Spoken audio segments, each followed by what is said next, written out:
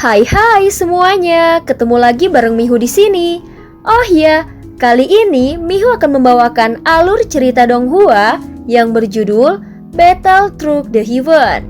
Mihu mengingatkan sekali lagi ya bahwa konten ini full spoiler. Tanpa lama-lama lagi, yuk langsung aja kita masuk ke isi ceritanya.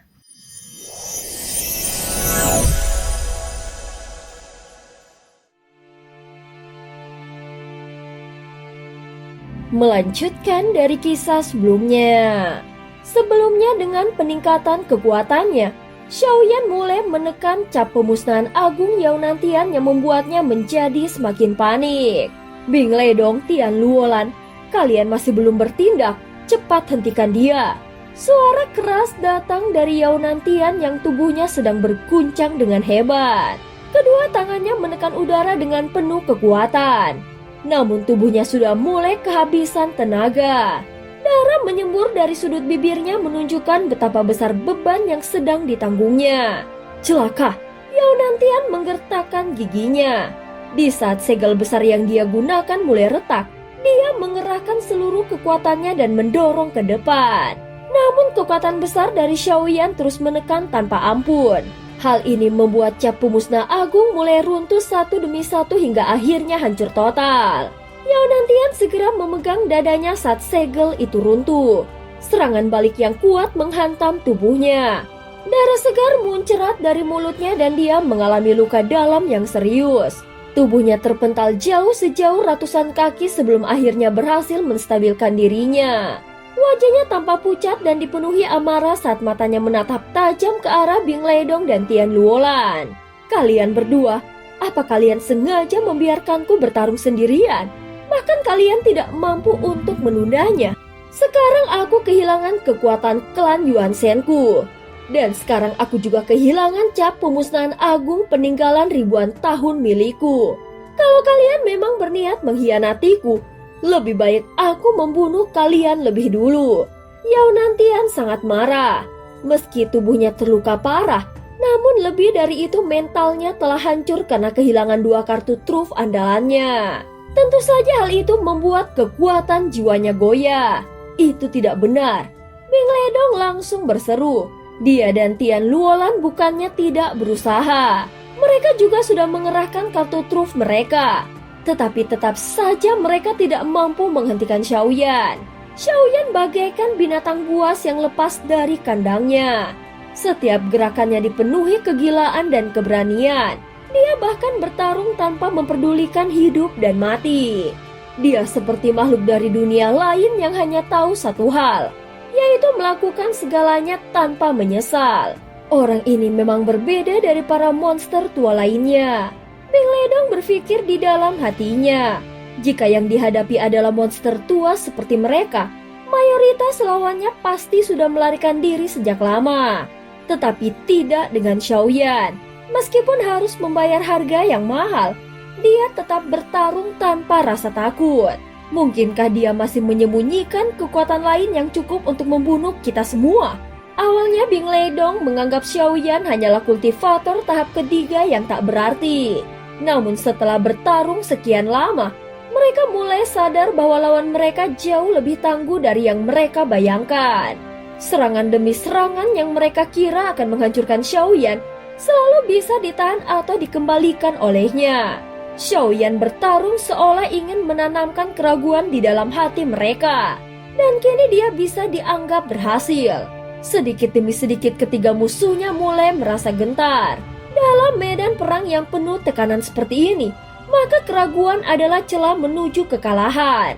Jika aku tidak salah, ini adalah saatnya. Mata Xiaoyan memancarkan tekad yang luar biasa. Tubuhnya yang semula tampak seperti bangunan runtuh kini berdiri kembali dengan aura yang kuat. Tanpa ragu, dia menghamburkan aura es biru yang sebelumnya dilepaskan oleh Bing Ledong. Kalian bertiga, bersiaplah. Jika kalian masih ingin bertarung, maka pertarungan ini akan jadi pertarungan hidup dan mati. Di medan perang ini aku tidak akan mati. Tetapi dari kalian bertiga, minimal dua akan terkubur di sini selamanya. Suara Xiaoyan menggema dan menyatu dengan kekuatan jiwanya yang mengguncang. Ucapan itu mengandung tekanan mutlak terutama bagi Yao Nantian dan Ming Leidong, yang kekuatan jiwanya tidak setangguh Tian Luolan. Keduanya terdiam sesaat, bahkan semangat mereka sempat goyah oleh tekanan jiwa itu.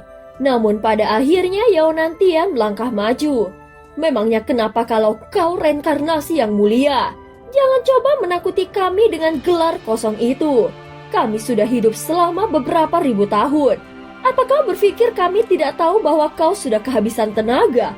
Dia segera mengibaskan lengan jubahnya, tatapannya tajam dan penuh tekad. Ming Leidong, Tian Luolan, jangan buang waktu untuk berbicara lagi. Kita serang secara bersamaan. Dia pasti bisa kita kalahkan. Tatapan mereka berubah suram. Ketiganya mengibaskan lengan jubah mereka dan bersiap menyerang kembali.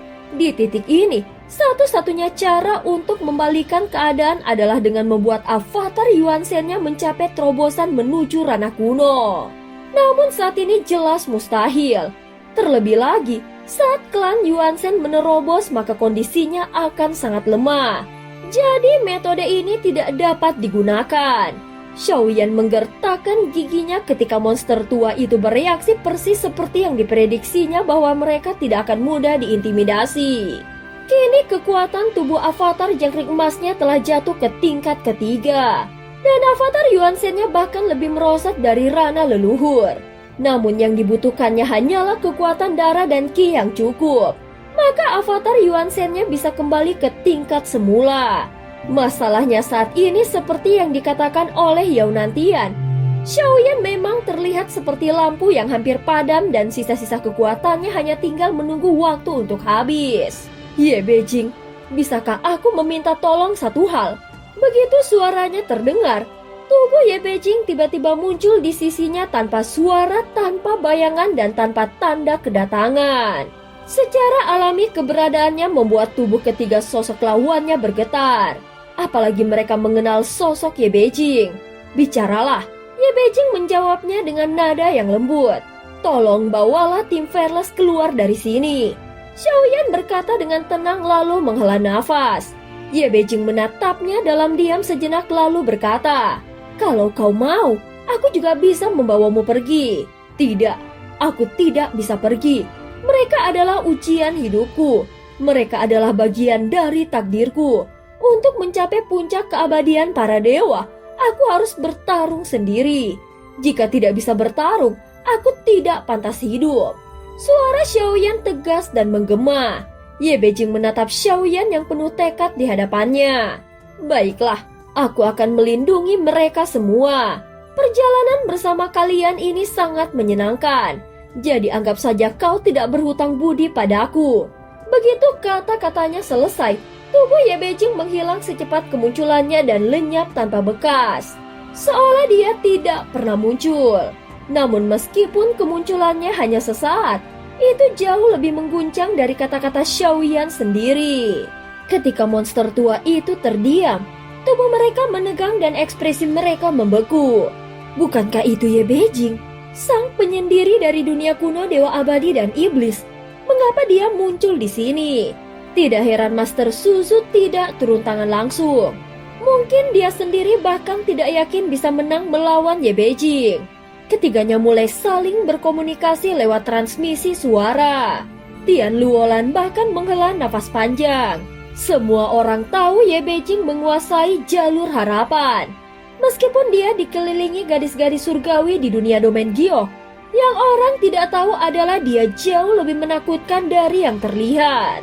Sejak dia menjaga dunia kuno dewa abadi dan iblis, dia belum pernah kalah sekalipun. Kekuatan tempurnya benar-benar tidak terduga. Jika dia turun tangan, kita pasti akan mati. Kata-kata Tian Luolan menyusup masuk ke benak dua rekannya. Saat ini keinginan mereka untuk bertarung pun mulai goyah. Kalian takut? Tenang saja, ini adalah urusan antara kalian dan diriku. Ia tidak akan campur tangan, karena dengan aku sendiri sudah cukup untuk membunuh kalian semua. Xiaoyan berkata dengan suara dingin. Ledakan api menyebar di sekelilingnya dan berputar seperti badai. Di tangan Xiaoyan muncul penguasa berat suan. Di belakangnya muncul pusaran penghancur surga dan tombak Tianjun yang melayang. Saat ini Xiaoyan tampak seperti tingkat kelima keabadian para dewa. Meskipun secara aura tidak sebanding, namun tekanan dari kekuatan yang dia pancarkan menekan ketiga lawannya seperti gunung raksasa, sehingga mereka tidak bisa bernafas dengan normal. Namun ketika Xiaoyan mengucapkan kata-katanya, ketiga orang itu tampak tidak mempercayainya. Kekuatannya terdengar terlalu tenang, seolah dia sedang membual untuk memaksa mereka mundur. Tetapi keraguan itu membuat mereka ragu untuk kembali menyerang. Kalian bertiga benar-benar tidak berguna. Aku tidak tahan lagi melihat semua ini. Tiba-tiba, dari sudut di dalam kekosongan, suara dingin terdengar perlahan. Itu mengandung niat membunuh yang pekat seperti pedang tajam yang menembus jantung Xiaoyan. Jelas sosok yang bersembunyi ini memiliki kekuatan yang mengerikan. Dan cerita pun berakhir. Terima kasih udah dengerin Mihu dari awal sampai akhir ya. Sampai jumpa.